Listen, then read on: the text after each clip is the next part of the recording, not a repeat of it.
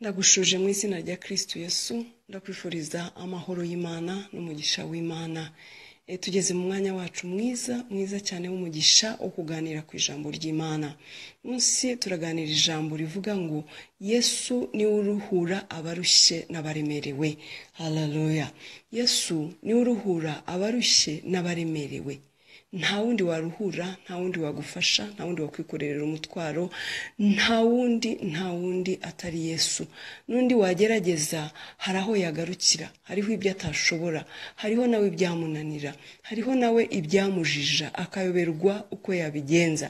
Ariko Yesu niwe ushobora byose, niwe utagira ikimunanira.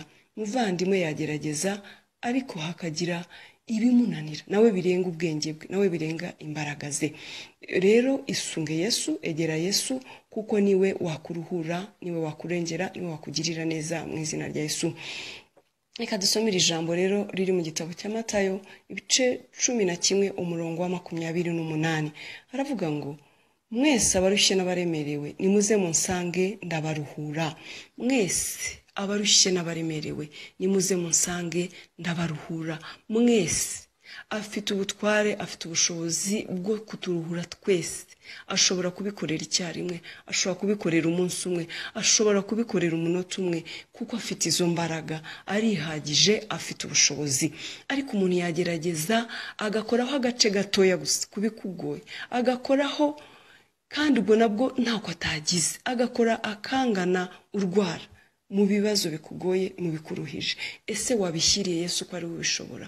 Ese wamwizeye, wamwisunze ko yanahamagaye akavuga ngo mwese abarushye n'abaremerewe nimuze munsange ndabaruhura?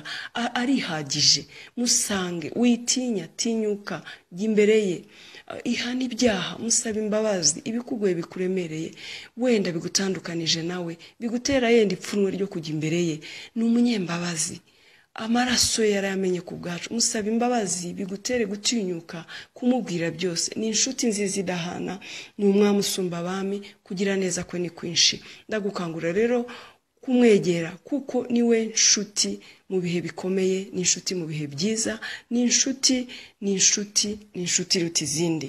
Umwami Imana agushyigikire kandi akugirire neza, wongere wisunge iyo nshuti itananirwa, kuko niyo ifite ububasha n'ubushobozi bwo kugutabara muri byose mu izina rya Yesu. Shalom shalom. Uwiteka akugirire neza muri byose. Amen amen.